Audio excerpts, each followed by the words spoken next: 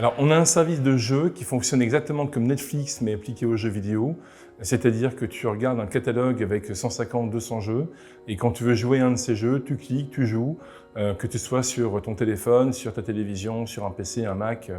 ou n'importe quel type de plateforme.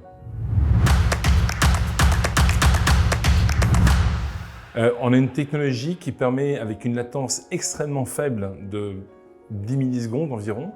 de recevoir le signal exécuté par un joueur sur une manette, de l'envoyer vers un serveur qui va calculer une image et qui va renvoyer cette image vers l'écran sur lequel la personne joue.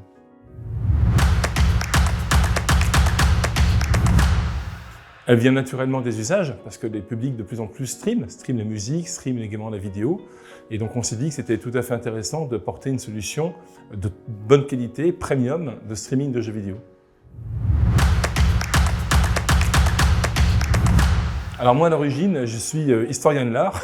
donc ça a l'air un petit peu loin bien sûr de l'univers du jeu vidéo, mais pas tant que ça peut-être, parce que le jeu vidéo c'est peut-être le bien culturel le plus consommé aujourd'hui.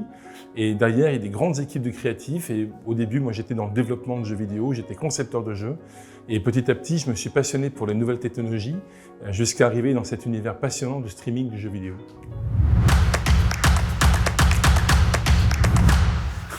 Alors je dirais Batman, parce que Batman il est tout le temps dans l'innovation, il a toujours un petit train d'avance sur son époque en termes de technologie, il essaie d'œuvrer pour le bien des autres, et puis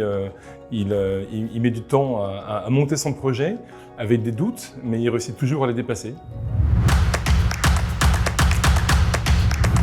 Quand j'avais une trentaine d'années, j'avais monté une société de production de jeux vidéo et je voulais absolument signer avec un gros éditeur américain. Je me suis donc rendu à Washington et j'avais fait le pari de les faire venir à l'aéroport pour discuter, négocier et imprimer le contrat pour le signer. Et bingo, ça a marché, et donc c'était très agréable que de réussir pour le premier contrat à faire venir mes interlocuteurs à l'aéroport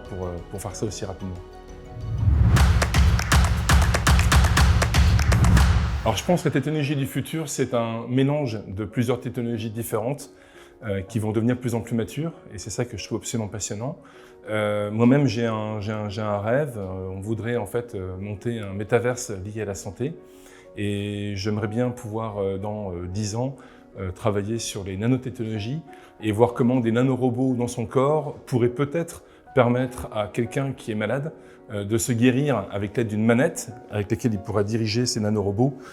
à l'aide d'un casque virtuel. Voilà, donc 3 technologies mélangées en une, le tout dans un métaverse, et à mon avis c'est un des projets intéressants qu'on est en train d'essayer de pousser.